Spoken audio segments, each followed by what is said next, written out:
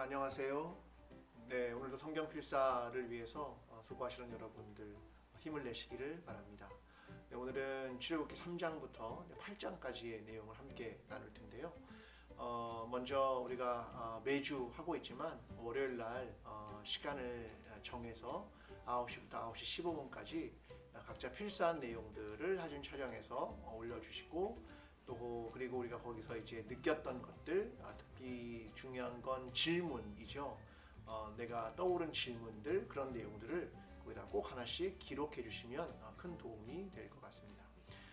오늘은 먼저 출애굽기의 개관에 대해서 조금 더 이야기를 나누고 그리고 3장부터 8장까지의 이야기를 나누어 보고자 합니다. 이 출애굽기는 원래는 히브리 성경으로 엘레 슈모트라고 부릅니다. 그러니까 히브리 성경은 항상 그 첫 번째 나오는 단어를 가지고 이름을 짓는 것입니다. 그래서 이름은 이러하다 이런 뜻입니다. 그러니까 애굽으로 온 이스라엘의 아들들의 이름이 이제 처음에 시작되거든요. 그러니까 이름은 이러하다 이런 뜻입니다. 그래서 슈모트 이름들이라는 짧게 그렇게 말하기도 하는 내용이 바로 이 출애굽기의 원래 히브리어의 이름입니다. 출애굽기의 가장 핵심적인 단어라고 한다면 해방, 자유 이런 것이죠. 그러니까 하나님이 애굽으로부터 우리를 구원해냈다라고 하는 그 해방과 자유를 얻게 됐다는 것이 그 핵심적인 단어일 겁니다. 우리는 이름도 없는 핫비루, 히브리인들이었는데 하나님은 우리를 구원해내셨다라고 하는 내용이 가장 큰 주제일 겁니다. 열왕기상 6장 1절에 보면 그들은 480년 동안 있었다라고 기록을 하면서 얼마나 긴 세월 동안 노예로 살았는가, 그런데 하나님이 우리를 구원해냈다 이런 이야기가 전체를 이루고 있는 내용이죠. 이스라엘 전체의 역사의 시작이라고 하면 출애굽기부터를 시작을 하고요. 또 이스라엘 민족의 정체성은 무엇인가를 묻는 문제도 역시 출애굽, 이것이 우리의 민족의 정체성이다 라고 이해하는 것이 가장 좋은 것입니다. 그런데 이제 출애굽기를 보는 가장 큰 관점은 이제 이런 구조를 조금 이해할 필요가 있는데요. 예를 들면 구조를 보통 세 가지 정도로 나누어 낼 수 있죠. 예를 들면 이제 애굽이라고 하는 것을 먼저 설명할 수 있고, 그 다음에 이제 홍해를 건너면서 그들은 광야라고 하는 또 다른 공간에 들어오게 됩니다. 이 광야에 살다가 이제는 요단강이라는 강을 하나 건너게 되고, 그리고 약속의 땅인 가나안으로 들어오게 되는 것. 그러니까 이런 구조 자체를 이해하고 있는 것이 가장 중요한 일일 겁니다. 그래서 이런 출애굽부터 시작해서 그들이 사사기를 흐르면서까지 이런 구조 속에서 어떻게 그들은 민족의 정체성 그리고 하나님에 대한 신앙 이런 것들을 어떻게 이루어 왔는가, 이런 것이 되게 중요하죠. 출애굽기는 이제 앞에 1장부터 보통 18장까지의 내용은 아무래도 그 출애굽한 역사와 사건을 다루고 있다고 한다면 19장부터는 이제 시내산의 언약이라는 걸 통해서 이후에 성막의 이야기까지 등장합니다. 그 앞에는 사건이라면 19장 이후의 내용에 관해서는 그 사건이 어떠한 의미가 되는가, 이것을 보여주고 있는 내용입니다. 그러니까 우리의 삶에도 어떤 사건이 있으면 그 사건이 해석되고 의미로 자리 잡는 것까지는 조금 다른 개념이지 않습니까? 그러니까 이거를 이해하는 거하고 똑같습니다. 하나님께서 우리를 구원하신 사건이 있었다. 근데 그 사건이 어떠한 의미가 있었는가, 이런 것들을 이해하는 것이 기본적으로 출애굽기를 이해하는데 중요한 구조라고 생각을 합니다. 우리도 하나님과의 만남, 또 어떤 사건들, 이것을 오늘 어떻게 신앙 안에서 의미로 받아들일 것인가, 하나님의 뜻으로 이해할 것인가, 이런 이해하는 거하고 되게 비슷한 구조를 가지고 있다고 생각하면 좋을 것 같습니다. 특별히 여기서 이제 또 하나 이제 눈여겨 봐야 할 건 뭐냐면 하나님의 이름입니다. 그러니까 이제 모세가 하나님께 묻지요. 하나님, 백성들이 나에게 그분이 누구냐고 물어보면 내가 뭐라고 대답하면 좋겠습니까? 이렇게 이야기하니까 하나님은 나는 스스로 있는 자다, 이렇게 설명을 하죠. 자, 이 말은 뭐냐면 그의 이름은 영원히 감추어진 이름이다 라고 하는 뜻이고요. 또 부를 수 없는 이름, 또 불러서는 안 되는 이름, 이런 뜻을 갖기도 합니다. 마치 이런 거하고 똑같죠. 내가 그의 이름을 부르면 이미 하나님이 아니다. 그 이름 너머에 계신 하나님, 이런 거죠. 내가 하나님이라고 부르는 그것이 이미 내 언어에서 나왔을 때 그분은 그 하나님이 아닌 거죠. 그 너머에 계신 하나님, 이런 개념으로 그들은 이해했습니다.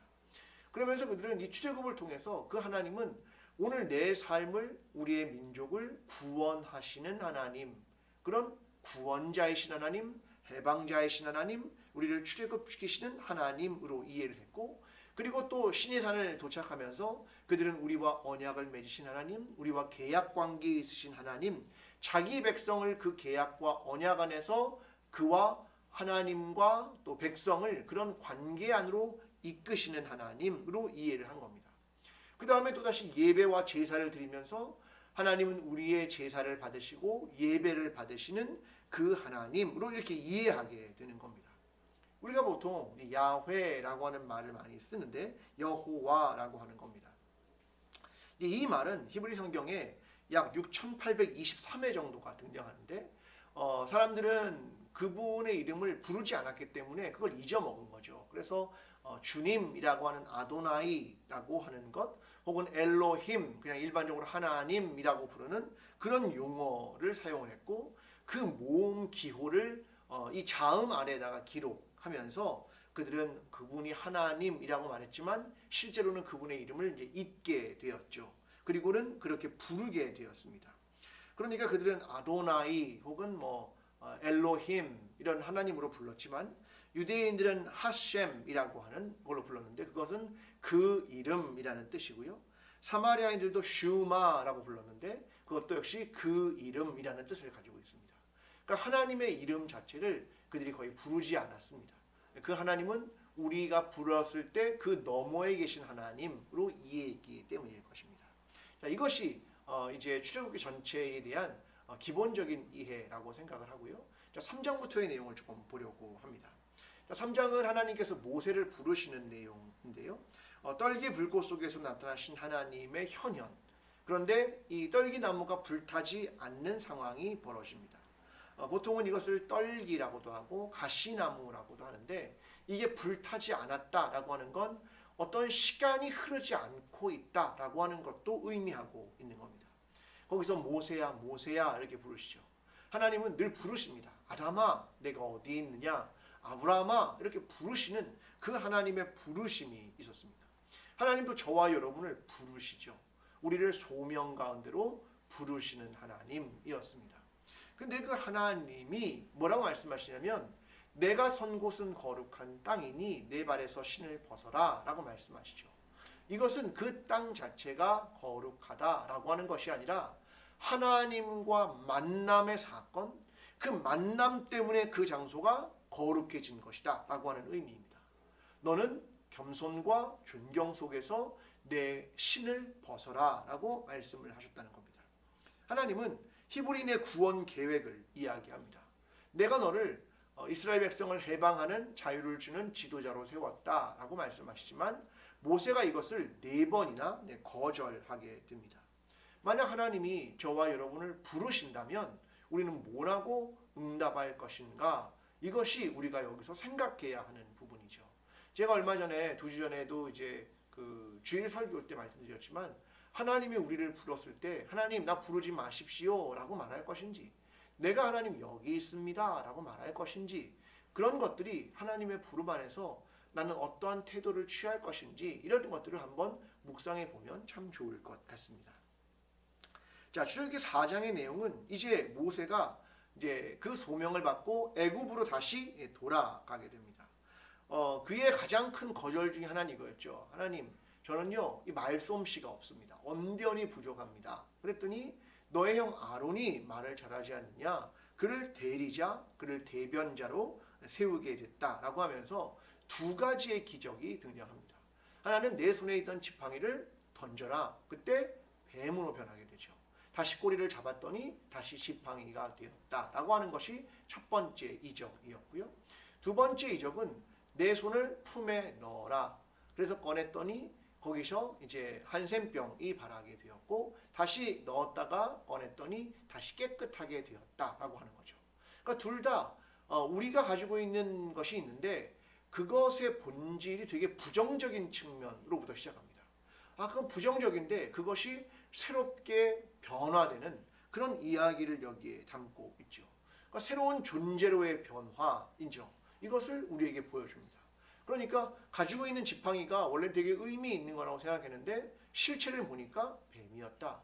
또 우리가 우리의 품에 넣어봤더니 이것이 괜찮은 것인 줄 알았더니 그렇지 않았다. 이렇게 출발을 하게 되고 이후에 변화에 대한 이야기를 또 설명하는 것이 이 기적들이 보여주고 있는 새로운 변화에 대한 이야기를 다루고 있다고 생각합니다. 자, 여기서 4장에서 한 사건이 등장하는데요. 모세의 아내가 등장을 합니다. 잠깐 들어가는 이 스토리가 있는데 이게 어떤 의미인지가 되게 어렵기 때문에 좀 설명을 드리려고 합니다. 모세의 아내였던 십보라가 아들을 할래 하는 그런 사건이 등장을 하는데요. 하나님이 이 모세를 죽이려고 합니다. 그때 십보라가 아들을 할래해서 그 표피를 잘라서 모세의 발 앞에 던졌더니 모세가 생명을 구원받게 되었다. 그리고 피난편이라 불렀다라고 하는 이야기죠.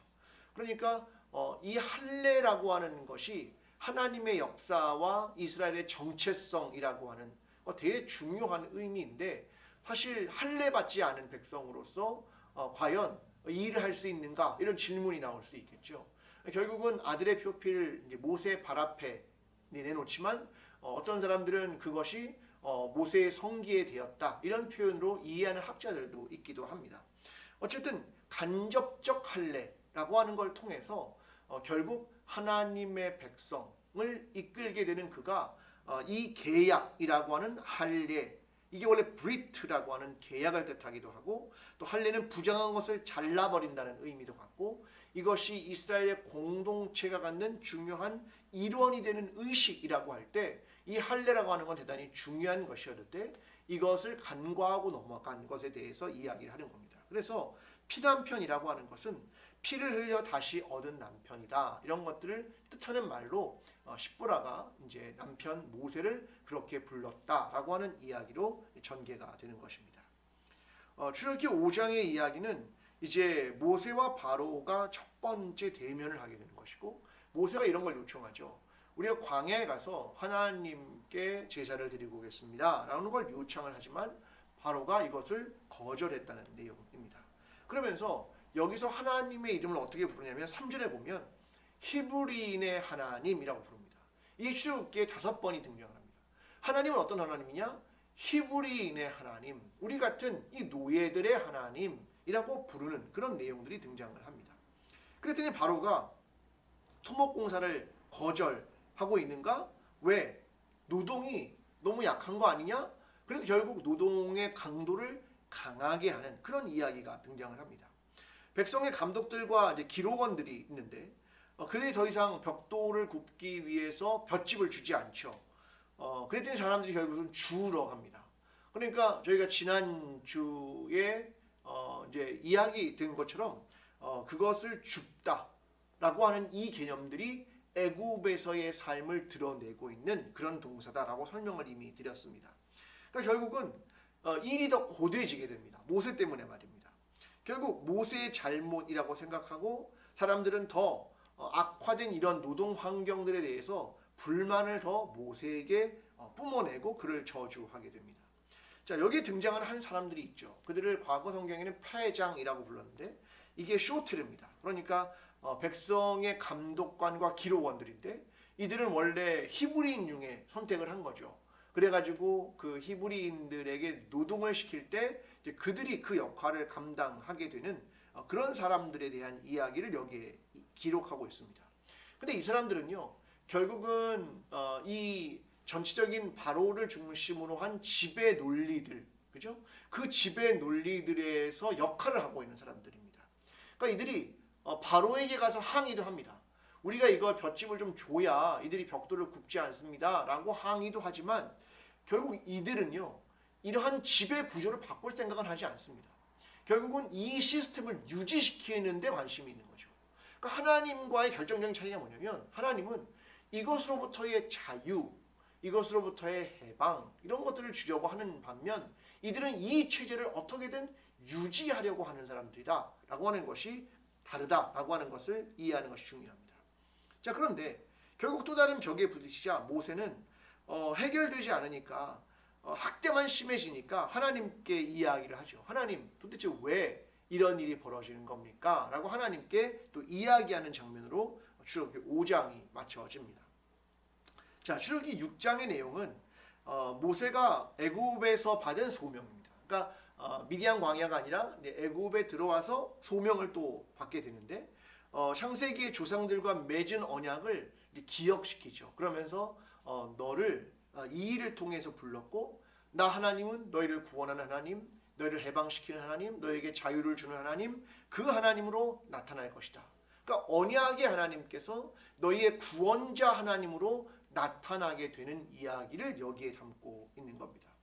그런데 문제는 이스라엘 자손도 마음의 상함과 가혹한 노역으로 모세의 말을 듣지 않습니다. 그러니까 모세가 참 어려운 건 이거죠. 내 백성들도 내 말을 듣지 않습니다. 그들도 마음이 상했고 노역으로 그들이 너무 힘이 들어서 내 말도 듣지 않는데 내가 누굴 설득해야 됩니까? 바로를. 그러니까 이게 어려운 겁니다.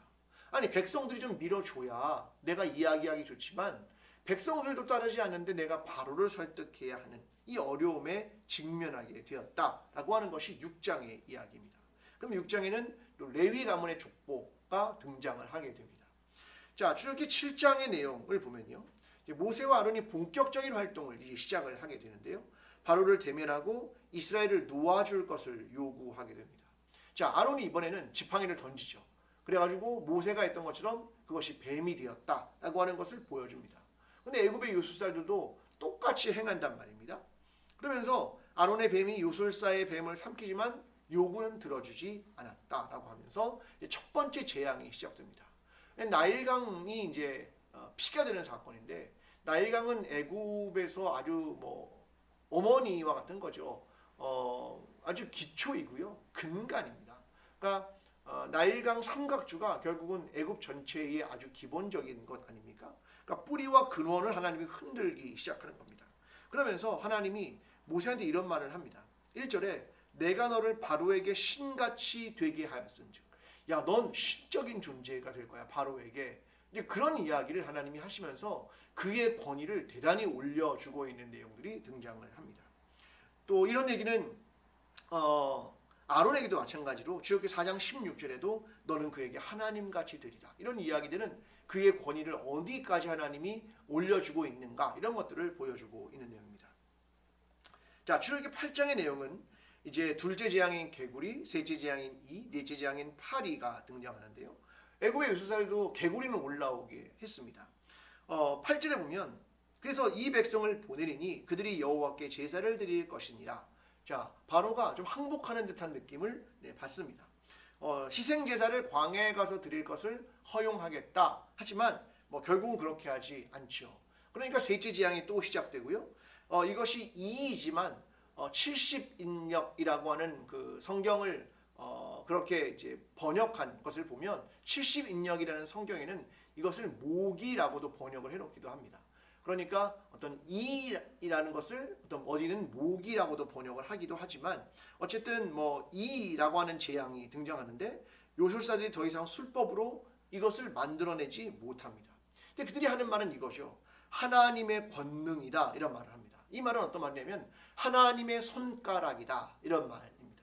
여기서부터는 우리가 할 수 있는 일이 아닙니다.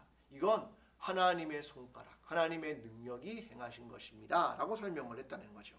하지만 바로의 마음이 완악해서 이걸 듣지 않게 되고 넷째 재앙으로 넘어갑니다. 이제 파리 재앙이고요.